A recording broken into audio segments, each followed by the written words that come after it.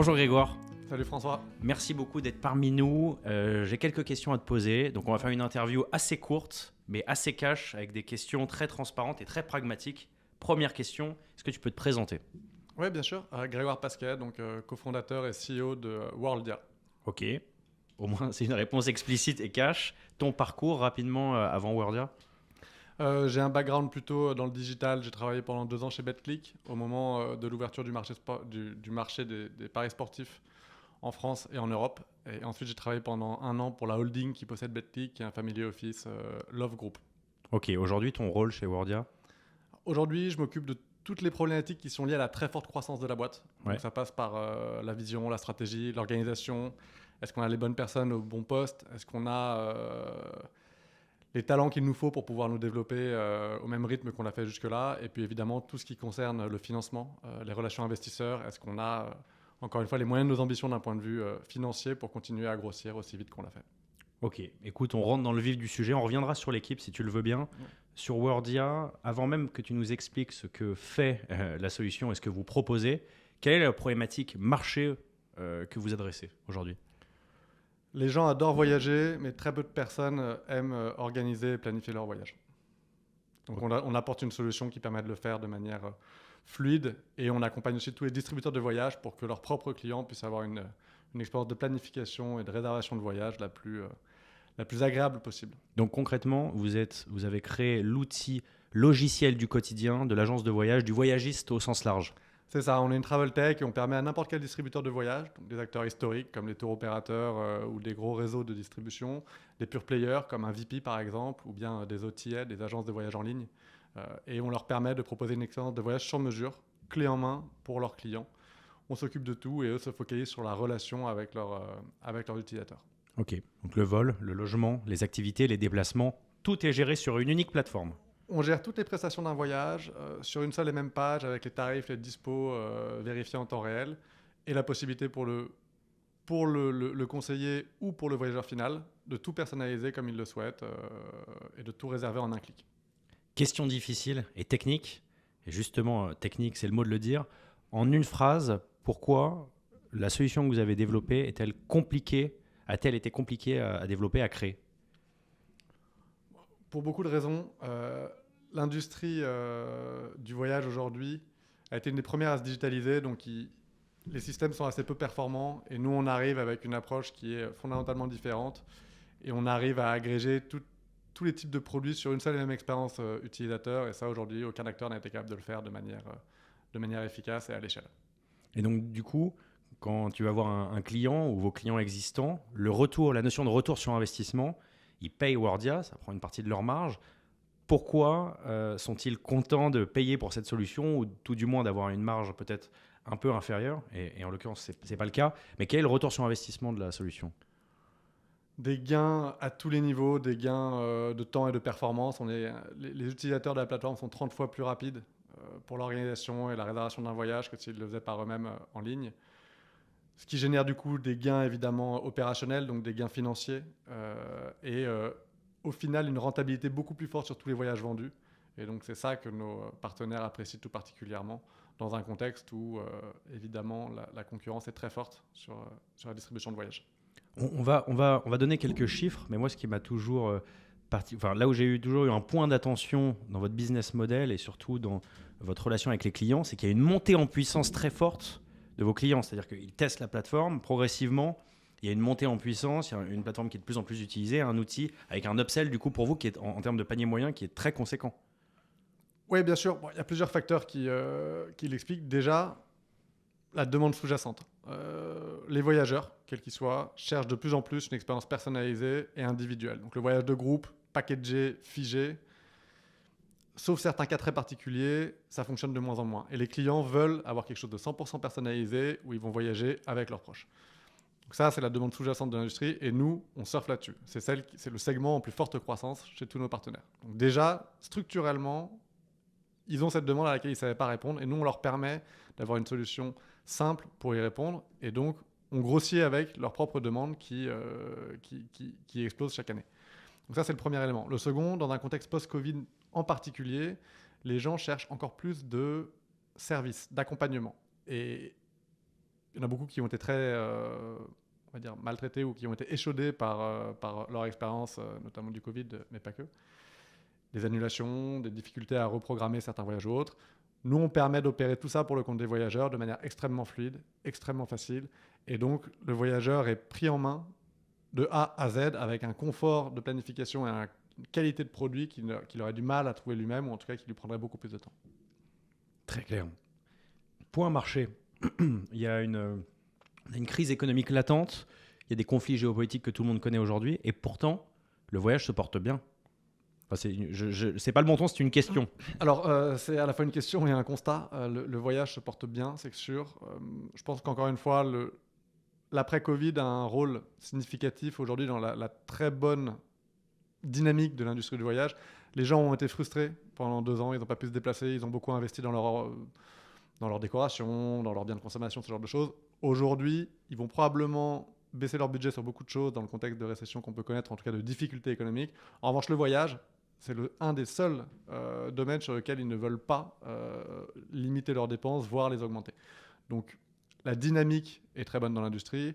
Et encore une fois, la dynamique sur le voyage qu'on pourrait qualifier de personnalisé, il y a beaucoup de terminologie pour la même réalité, c'est-à-dire réserver toutes les prestations d'un voyage au sein d'un même interlocuteur et d'avoir des voyages un peu plus qualitatifs dans un contexte où on veut se faire plaisir. Et forcément, ça a une dynamique qui est beaucoup plus porteuse que d'autres produits. Et au sein de l'industrie du voyage, à proprement parler, ça a aussi une dynamique extrêmement porteuse. Donc, quoi qu'il en soit, même si l'industrie dans son ensemble est en train de retrouver ses niveaux pré-Covid, donc finalement, elle se porte très bien par rapport aux 2-3 dernières années, mais si on se compare à 2019 par exemple, elle est en train de retrouver ces niveaux-là.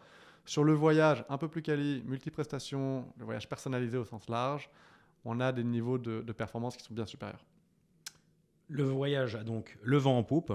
On a une solution Wordia qui fonctionne, qui a des très belles références clients. Est-ce que désormais tu peux nous donner quelques chiffres sur le développement de la société, des chiffres emblématiques pour avoir un peu plus de contexte? Oui, bien sûr. Alors, on a un profil de croissance depuis le début qui est très important. Depuis qu'on a trouvé notre modèle à peu près en 2015, on double à peu près de taille tous les ans. Il y a eu une parenthèse de 2 années pendant la période du Covid, mais dès l'année 2021, on a retrouvé des niveaux qui étaient ceux pré-Covid.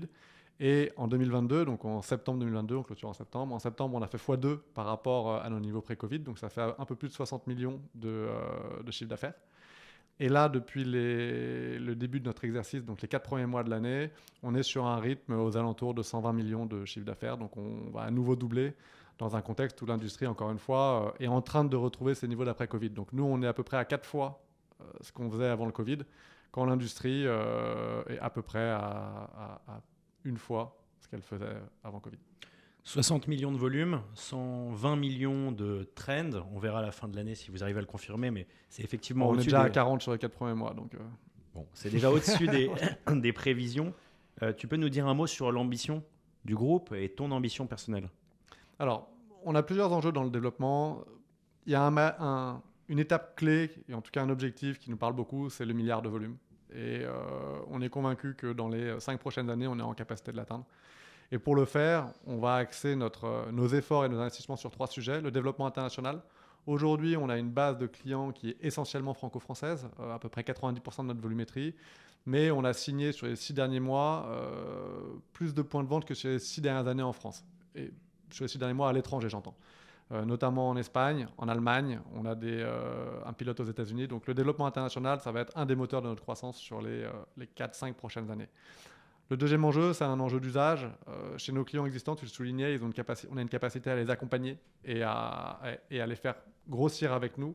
On veut accélérer ça chez ceux avec lesquels on travaille déjà et chez ceux qu'on va signer. Et là-dessus, on s'est beaucoup focalisé sur l'acquisition client jusque-là, et l'activation est quelque chose dans lequel on a assez peu investi malgré des résultats qui restent très bons. Donc la diversification et l'augmentation de l'usage, ça va être notre second axe d'investissement et l'autre moteur de la croissance.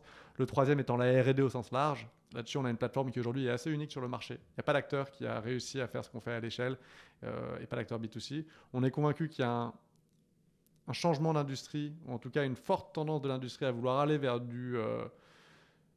de l'intégration de toutes les prestations au sein d'un même voyage, parce que c'est une manière d'augmenter les paniers moyens, c'est une manière de limiter les coûts d'acquisition, etc. Donc toute l'industrie, que ce soit les gros acteurs comme un Booking, comme un Expedia, que ce soit les GDS comme Amadeus ou Sabre, que ce soit les acteurs historiques comme un TUI ou un Havas en France avec lequel on travaille, tend vers ça.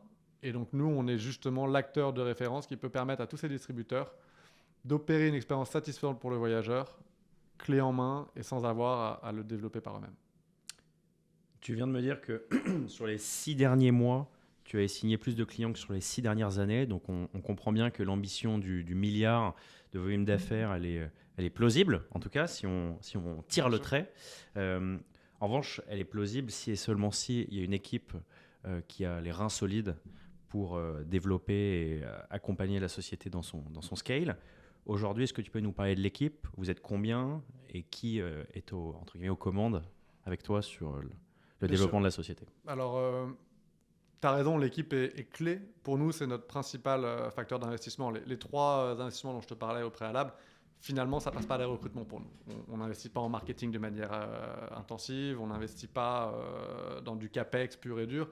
Nous, ce sont les équipes qui sont notre investissement. Donc, on a su jusque-là fédérer une équipe derrière nous qui est extrêmement complémentaire. Donc, on a à peu près 140 personnes aujourd'hui chez Worldia et avec des expertises qui combinent à la fois des spécialités travel, industrie, et il y a un vrai enjeu. On opère le voyage, donc on connaît nos produits, on les source et on sait comment les exécuter, comment exécuter un voyage. Ça, c'est une vraie compétence qu'on a en interne. Et la deuxième compétence, elle est plutôt digitale, on va dire, au sens large. Donc ça va toucher au développement de la plateforme, au product management, à tous les aspects marketing B2B sous-jacents.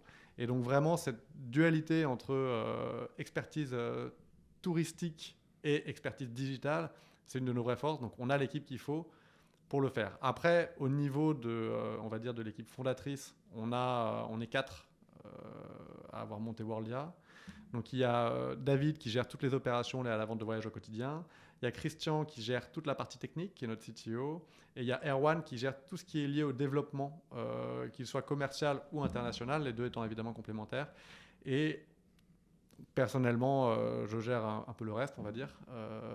Même si je supervise le reste, mais on a monté aussi un COMEX qui est constitué des 4 fondateurs et de 3 autres membres avec des expertises très spécifiques sur la partie marketing, Aya qui est notre CMO, sur la partie financière avec Michael et sur la partie RH, comme on le disait, c'est clé chez nous avec Patricia. Donc on a ce COMEX, cette équipe dirigeante dont les 4 fondateurs font partie.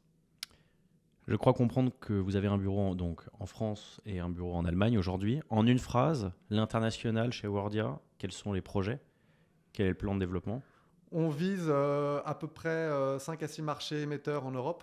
Donc, encore une fois, un marché émetteur, c'est les pays depuis lesquels les gens vont voyager à l'étranger. Donc aujourd'hui, on opère sur le marché français, le marché allemand et le marché belge, principalement.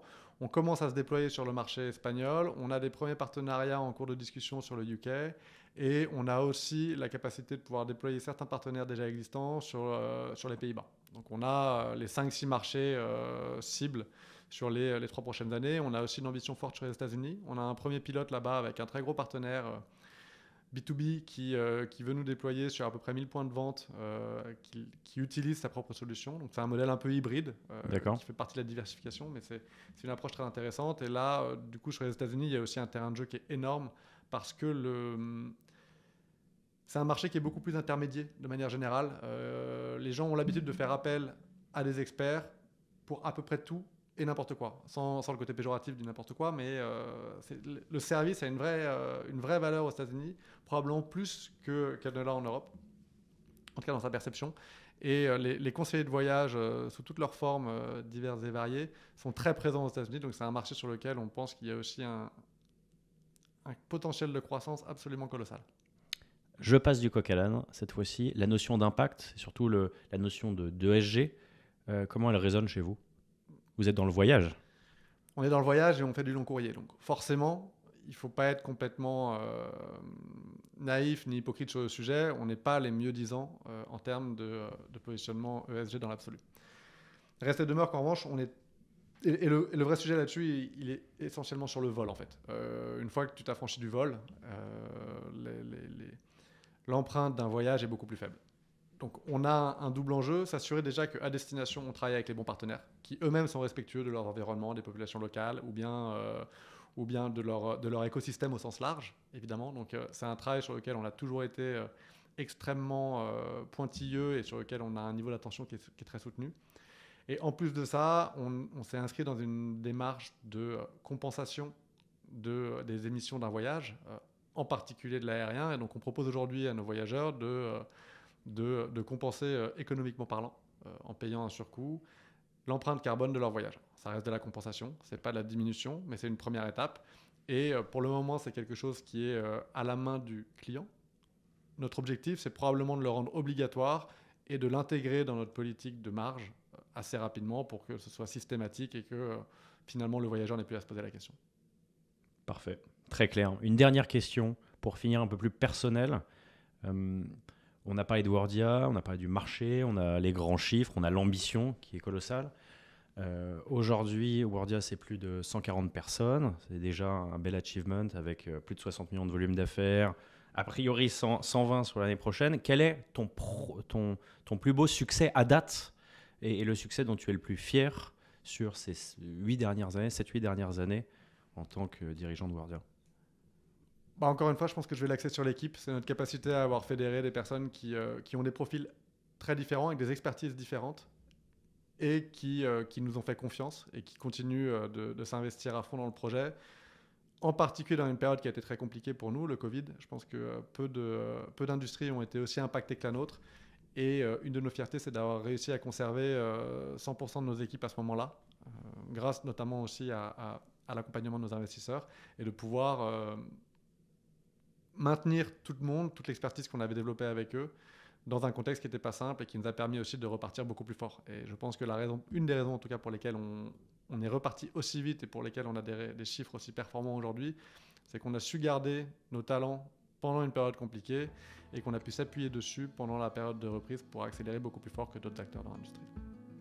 Merci Grégoire. Merci François.